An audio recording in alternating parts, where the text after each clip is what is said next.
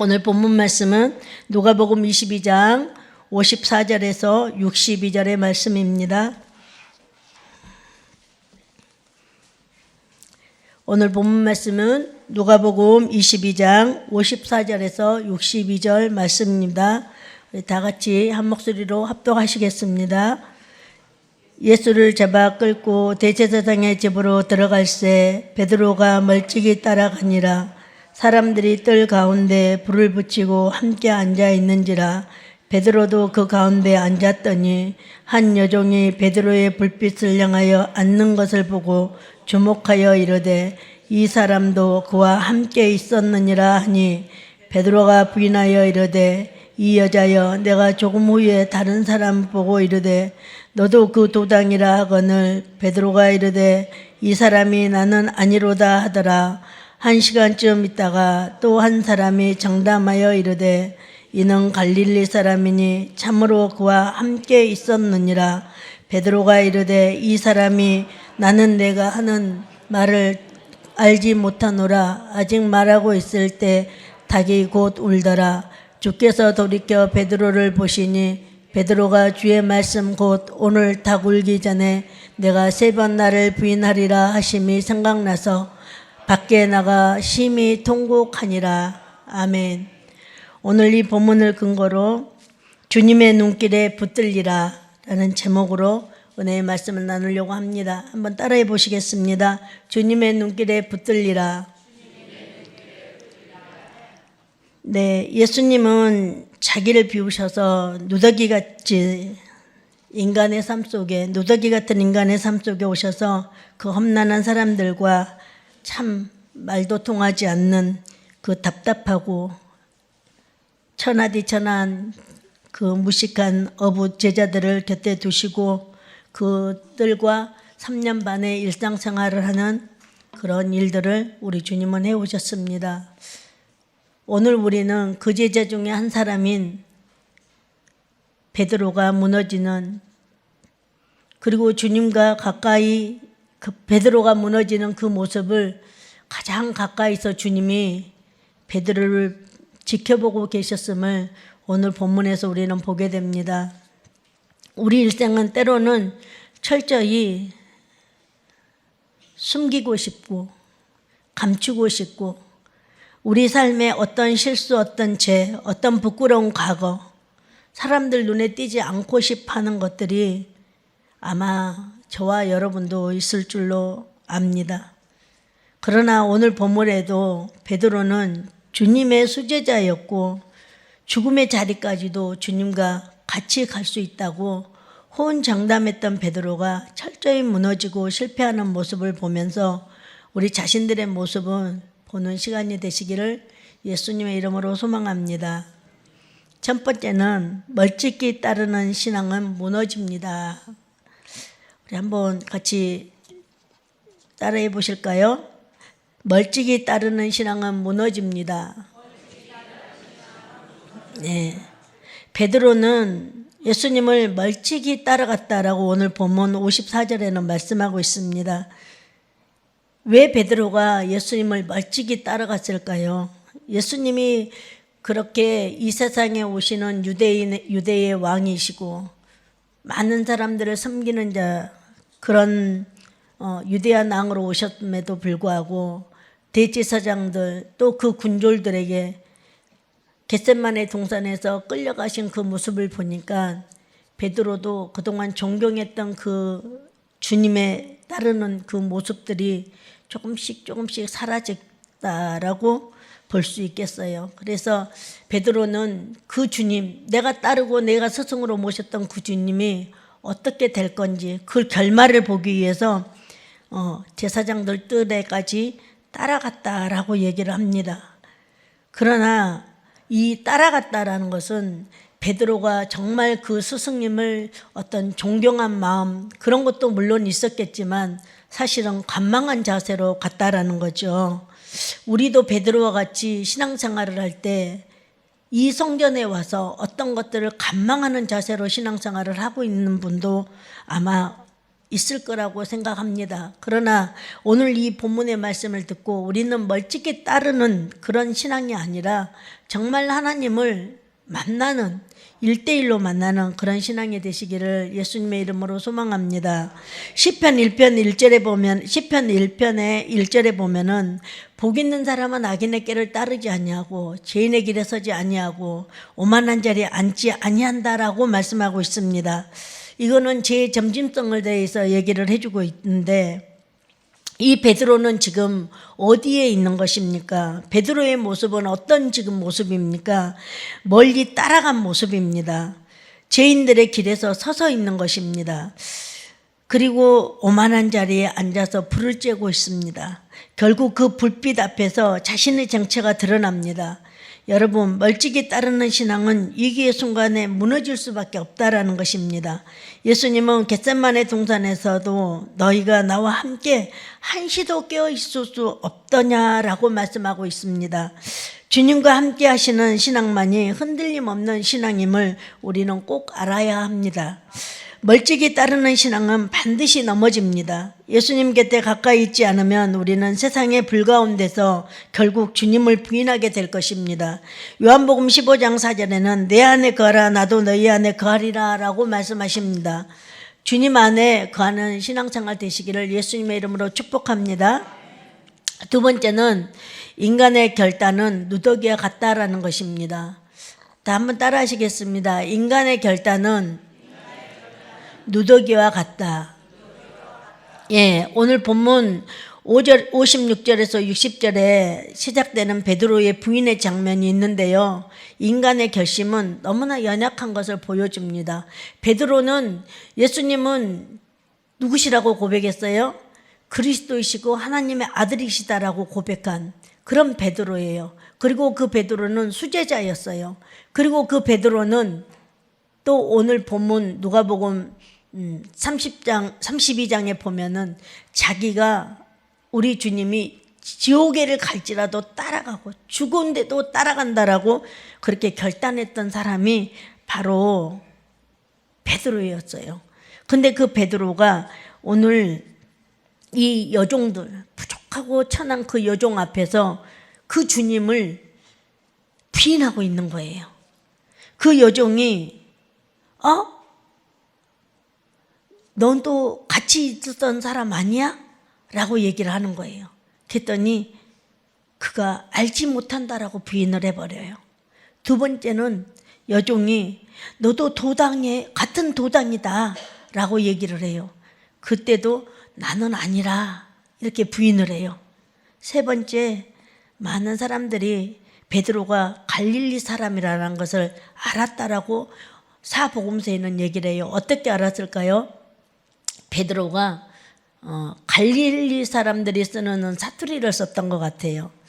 저도 이 설교 장소에 쓸 때마다 늘 긴장됐던 거 뭐냐면 제가 전라도 사람이기 때문에 의연 중에 이렇게 전라도 사투리가 나오게 되더라고요. 그래서 그거를 안 쓰려고 많이 노력하는데 그래도 조금씩 나와요. 여러분들 이해해 주시기 바랍니다.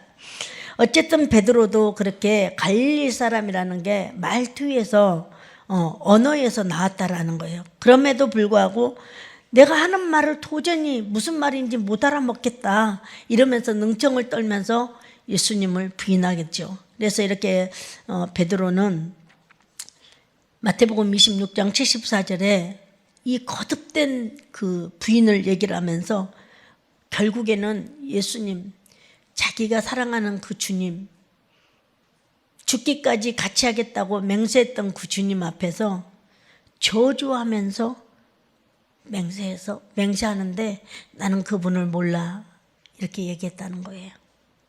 얼마나 가슴 아픈 얘기입니까?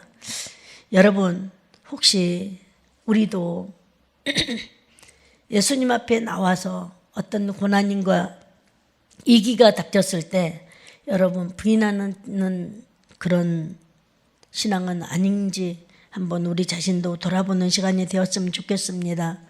여기서 중요한 단어는 함께입니다. 함께 있었다라는 단어가 굉장히 중요한데요. 여종들이 너도 예수와 함께 있었다라고 말할 때 베드로는 그 함께를 부인했던 거예요. 여기서 우리는 인간의 한계를 깨달아요.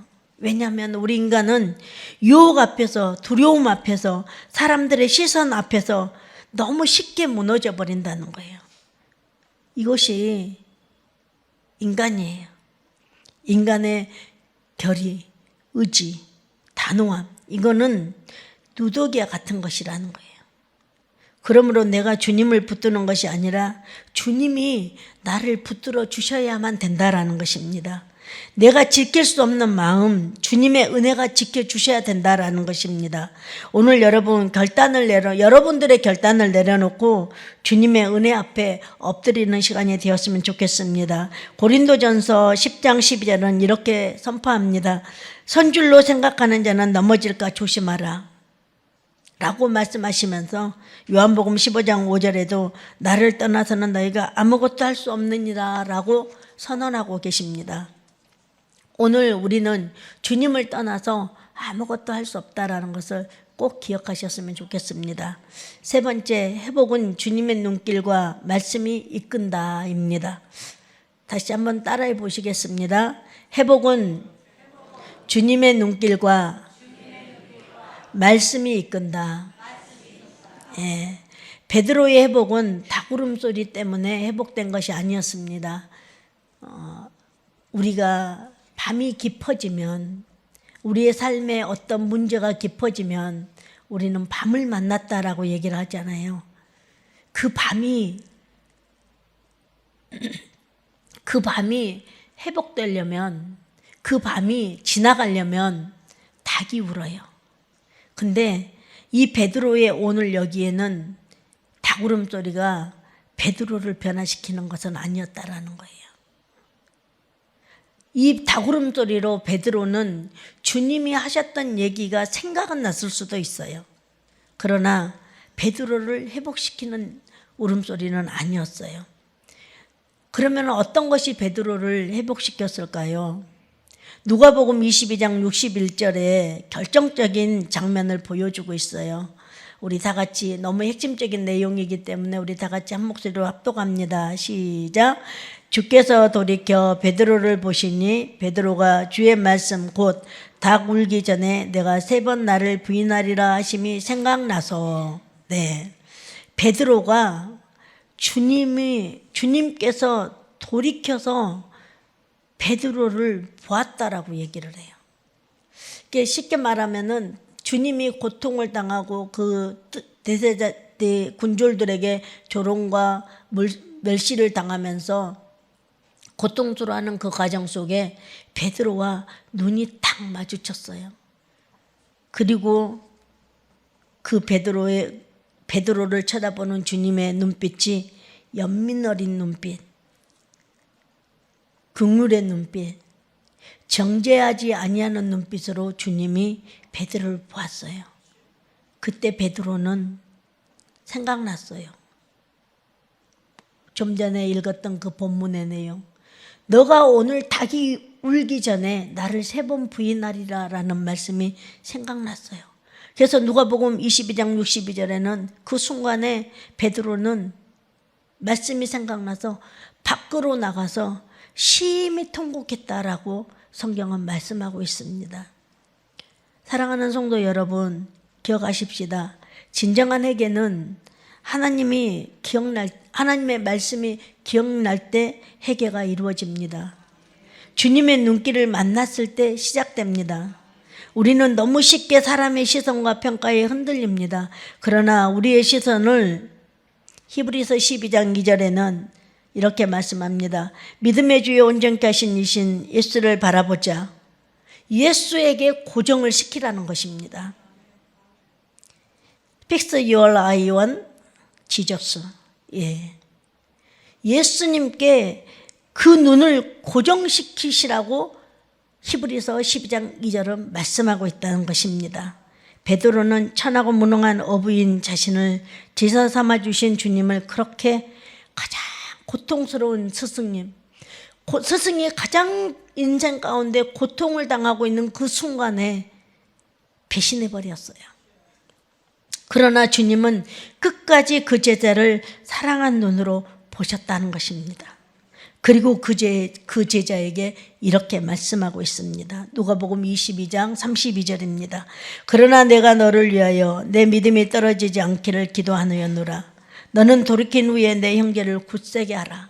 네, 우리 주님은 비록 우리가 배반을 할지라도, 우리가 우리의 모습이 누더기와 같은 모습이고 천한 모습일지라도 우리 주님은 한 번 사랑하시면 끝까지 우리를 사랑하시기 때문에 우리를 위해서 기도하시고, 그리고 그가 믿음이 떨어지지 않기를 간구하시면서 너는 너 형제를 굳게 하는 사명을 주셨다라고 얘기를 합니다.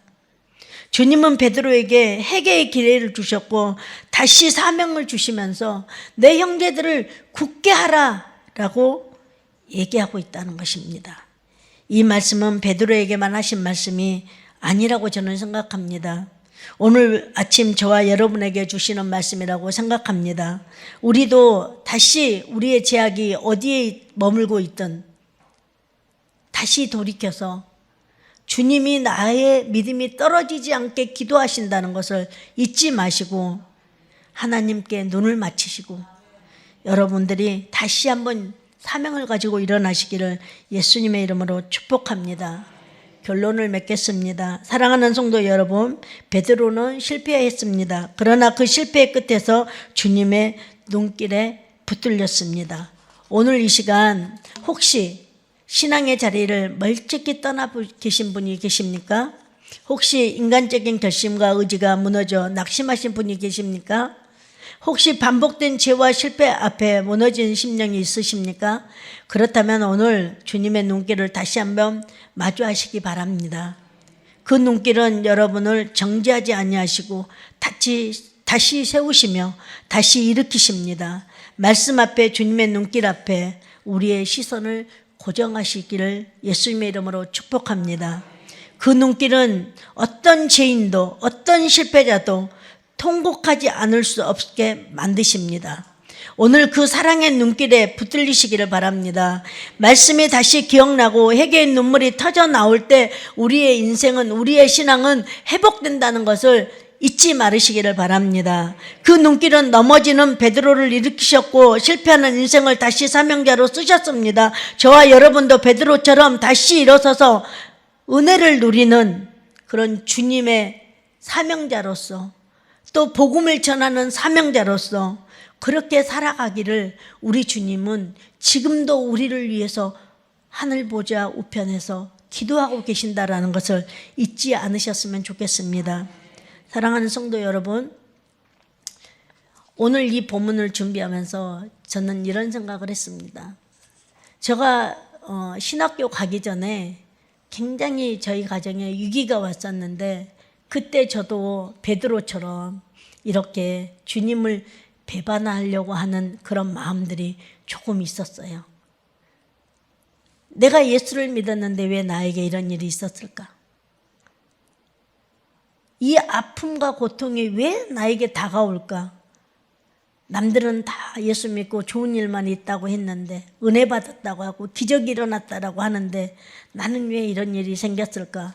라고 하면서 요즘 어르신들이 하신 말씀을 좀 빌려서야 하면 신세 한탄을 했을 때가 있었어요. 그랬는데 제가 신학교 졸업하고 대학원 졸업하고 이제 이 목회 생활을 하면서 제가 느껴진 게 뭐냐면 하나님이 사명자로 쓰시기 위해서 저에게 훈련시켰다라는 사실을 제가 알게 됐어요. 그래서 저는 베드로가 그 주님 앞에 고백하면서 결단코 떠나지 않겠다고 주님께 맹세했지만 주님을 부인했고 주님을 거부하고 주님과 함께한 것을 부인해버렸던 베드로였지만 그가 다시 위대한 사도로 쓰임받았던 것처럼 저도 다시 주님 앞에 돌아와 여러분 앞에 제가 사명자로 지금 서 있습니다. 그리고 저 마음 가운데 그렇게 결단했어요. 저는 나의 남는 인생이 얼마나 살 수가 있을까? 대충 생각해 봤더니 성경에서 말하는 인생은 강건하면 80이라고 했는데 그러면 저가 한 20, 30년, 3, 40년 남지 않았나? 라는 생각이 들더라고요. 그래서 이 3, 40년을 나는 뭐를 위해서 살아갈까? 그러면서 결론을 내린 게 나는 주님을 위해서 살아야 되겠다. 내가 죽든지 살든지 내가 그 어렵고 힘든 그 위기 속에 있을 때 새벽차가 지나가는 새벽 성도들을 싣고 지나가는 그 차를 바라보면서 나는 언제 저 차를 타고 새벽 예배를 드리러 갈까? 그리고 울었던 그 시절을 기억하면서 제가 죽을 때까지 하나님을 위해서 사명자로 살아야 되겠다라는 결단을 했던 그런 시간이 되었기도 했습니다. 오늘 혹시 여러분 이 설교를 듣고 여러분들의 신앙이 멀리 혹시 있으시 않으십니까? 혹시 하나님을 그냥 형식적으로 믿고 계시지는 않으십니까? 오늘 이 새벽 미명에 혹시 여러분이 늘 와야 되기 때문에 왔고 안 오면은 이상할 것 같아서 그래서 오는 발걸음이었다면 여러분 다시 한번 기억하십시다. 다시 한번 하나님의 눈길에 우리 눈을 마주치십시다. 하나님께서는 여러분들을 붙들고 계시고 여러분들을 위해서 다시 기도하고 계십니다. 여러분들은 사명자이십니다. 여러분들은 복음을 전할 자들이십니다. 하나님은 여러분들을 통해서 하나님의 복음이 세계 만방에 전해지기를 원하고 계신다라는 것을 꼭 기억하셨으면 좋겠습니다. 기도하겠습니다. 거룩하신 주님, 오늘 또 저희는 베드로의 모습에서 우리 자신을 봅니다. 멀찍이 주님을 따르고 사람들 틈에 섞여 죄인의 길에 앉아있던 우리의 모습을 봅니다. 결단도 의지도 헌신도 어느 순간 무너지고 말았음을 고백합니다. 그러나 주님, 그런 저를 바라보시는 주님의 깊은 눈길에 오늘 붙들리기를 원합니다. 주님의 말씀이 다시 우리의 삶을, 우리의 마음을 채우게 하시고 눈물로 회개하게 하시고 십자가를 바라보게 하시고 다시 주님과 함께하는 자리로 나가게 하옵소서. 흔들리는 우리 인생 속에서도 오직 주님께 우리의 시선을 고정하게 하시옵소서. 그리고 어떤 상황에도 무너지지 않는 믿음으로 살아가게 하시옵소서. 오늘 또 구별하여 드리는 성도님들의 헌물을 기쁘게 받으시고 거룩한 기도 제목에 응답하여 주시옵소서. 드리는 성도들의 물질이 가부의 두랩돈으로 칭찬을 받는 물질이 되게 하시고 하늘의 보고를 열으시사 폭포수와 같은 은혜와 축복으로 풍성하게 채워주시는 그런 놀라운 은혜가 우리 성도님들 삶 가운데 일어나게 도와주시옵소서. 예수님의 이름으로 기도합니다. 아멘. 주기도문으로 마치도록 하겠습니다. 하늘에 계신 우리 아버지 이름을 거룩히 여기심을 받으시오며 나라가 임하시오며 뜻이 하늘에서 이루어진 것 같이 땅에서도 이루어지이다. 오늘 우리에게 일용할 양식을 주시옵고 우리가 우리에게 지은 죄를 사하여 준 바 같이 우리 죄를 사하여 주시옵고 우리를 시험에 들게 하지 마시옵고 다만 악에서 구하시옵소서. 나라와 권세와 영광이 아버지께 영원히 있사옵나이다. 아멘.